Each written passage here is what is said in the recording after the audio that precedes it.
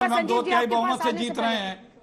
हाँ, हिमाचल पर भी हम लोगों ने बहस की है, पूरे 1 घंटे की है। जल्दी से बता दीजिएगा इसका मतलब क्या है। 60% वोट्स कांग्रेस से नाराज लोगों का और 25% बीजेपी से नाराज लोगों का जा रहा है आपको। बिल्कुल बिल्कुल।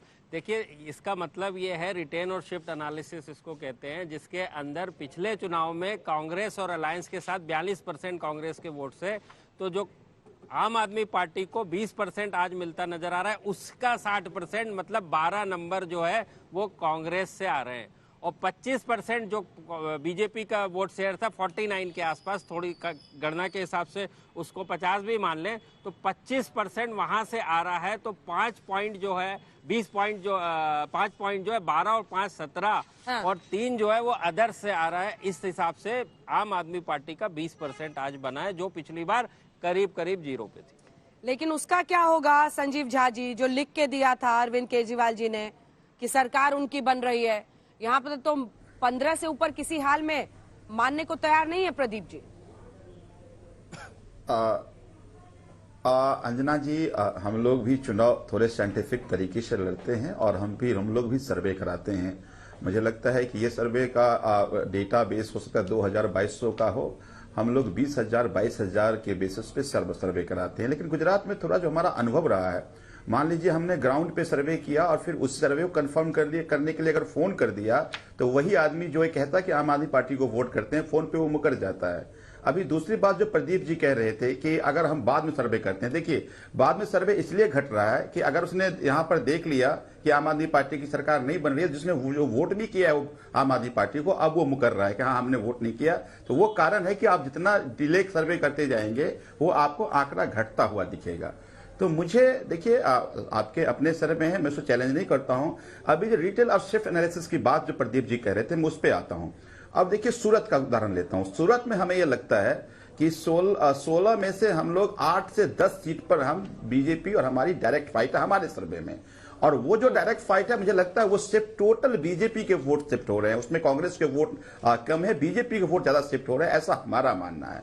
इसी तरह से जो आदिवासी बेल्ट है, जहां 27 सीट एससी और एसटी आरक्षित सीट है और 32 सीट पे प्रभाव है उनका, वहां पे हमारा ये मानना है कि एक तरफा आम आदमी पार्टी को वोट पड़ रहा है। सौराष्ट्र के 54 सीट हैं। सौराष्ट्र में हमें यह लग रहा है कि ज्यादातर सीट पर हम बीजेपी से डायरेक्ट फाइट कर रहे हैं, या हमारे अपने सर्वे में कर रहे हैं। और हम जब ये बात अरविंद जी कह रहे थे उसी बेसिस पर कह रहे थे। तो मुझे पूरा भरोसा है कि जब वो आंकड़े आएंगे तो आंकड़े बदले इसलिए दिखेंगे कि गुजरात में लोग डरते हैं, वो जो वोट करते हैं वो बोलते नहीं है। ये हमारा अपना निजी अनुभव रहा है, क्योंकि उनका आतंक है, हमारे कार्यकर्ताओं को भी पीटा जाता था, मारा जाता था, तो सामान्य जनता क्यों बोलेगा। लेकिन सामान्य जनता गुस्से में, तो मुझे लगता है कि जब 8 तारीख का परिणाम होगा तो मुझे लगता है थोड़ा सरप्राइजिंग होगा वो। ठीक है, क्या ऐसा सेंस आपको, आपके भी लोगों को वहां पर हुआ? लेकिन बड़ा सवाल, बीजेपी जो वहां पर अचीव करती हुई दिखाई दे रही है एग्जिट पोल के की वजह से, अनुमानों में, उसको कोई नकार नहीं सकता है। अगर 27 साल तक सत्ता में रहने के बाद कोई वापसी कर रहा है और ऐसे प्रचंड जनादेश के साथ वापसी कर रहा है, तो ये बहुत बड़ा संकेत क्या 24 के लिए नहीं माना जाएगा? संजय जी। बिल्कुल अंजना जी, 24 के लिए तो संदेश है ही है, बिल्कुल बड़ा संकेत है, क्योंकि इस विक्ट्री के बाद बीजेपी के जो कार्यकर्ता हैं उनका दमखम और बढ़ेगा, मनोबल ऊंचा होगा और 2024 की लड़ाई में वो और मजबूती से जाएंगे। लेकिन मान लीजिए बीजेपी का प्रदर्शन इतना अच्छा नहीं भी होता तो मुझे नहीं लगता कि 2024 की लड़ाई पर कुछ प्रश्न चिन्ह लग सकता है। कम से कम मैं तो नहीं लगाता। मुझे लगता है 2024 की लड़ाई किस तरह की होने वाली है, और वो भी वो वैसा ही रेस होने वाला है जिसमें लगभग मैं कह सकता हूं कि विनर पता है।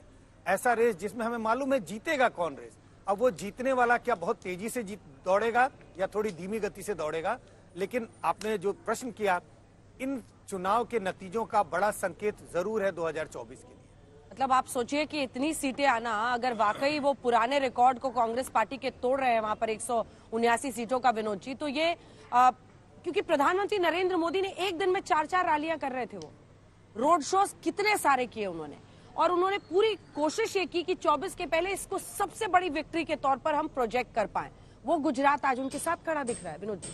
और एक सवाल और पूछ रही हूँ, जो आम आदमी पार्टी के तमाम दावे हैं, क्या त्रिकोणीय किसी भी तरीके से आप लड़ाई देख रहे हैं? क्योंकि अगर आम आदमी पार्टी इसी तरह से रहेगी तो जैसे गुजरात में आपने 60% कांग्रेस के वोट्स को काटा है, क्या वैसे ही वोट्स वो अन्य जगहों पर भी काट सकते हैं 24 में राष्ट्रीय लोकसभा चुनाव में?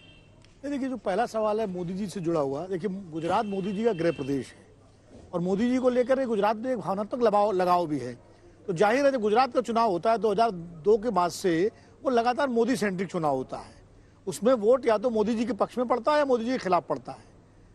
बीजेपी का मतलब मोदी जी है वहां पर गुजरात में। मोदी जी को माइनस कर दीजिए तो वहां पर आपको 1 से लेकर और 10 तक कोई नेता ढूंढने नहीं मिलेगा। तो ये गुजरात का एक सच है। इसलिए गुजरात में जो भी नतीजे आएंगे वो मोदी जी की लोकप्रियता के हिसाब से ही तय होंगे। इसलिए उन्होंने मेहनत भी सबसे ज्यादा की है, लगातार अपने को फ्रंट पे रखा है। अमित शाह जी ने कैंप किया वहां पर, तो मोदी जी और अमित शाह जी का ही प्रदेश है। जहां तक 24 की बात है, 24 से पहले भी अन्य राज्यों में चुनाव होने, कर्नाटक का चुनाव होना है, मध्य प्रदेश है, राजस्थान है, छत्तीसगढ़ है, तो ये भी नैरेटिव वहां से भी सेट होगा, वहां के नतीजों से भी। तो गुजरात के नतीजों का असर, आम आदमी पार्टी क्या वोट अलग अलग जगहों पे टैंजिबल परसेंटेज काटेगी? देखिए, आम आदमी पार्टी, देखिए जब लोकसभा का चुनाव होगा, आप 2019 का देख लीजिए, 2015 में आम आदमी पार्टी स्वीप करती है, 67 सीटें जीतती है, और 2019 में वो 7 सीटें जो होती है लोकसभा में, उसमें तीसरे नंबर पर रहती है, कांग्रेस दूसरे नंबर पर आती है। क्योंकि वोटर ये देखता है कि केंद्र में बड़ी पार्टी कौन है।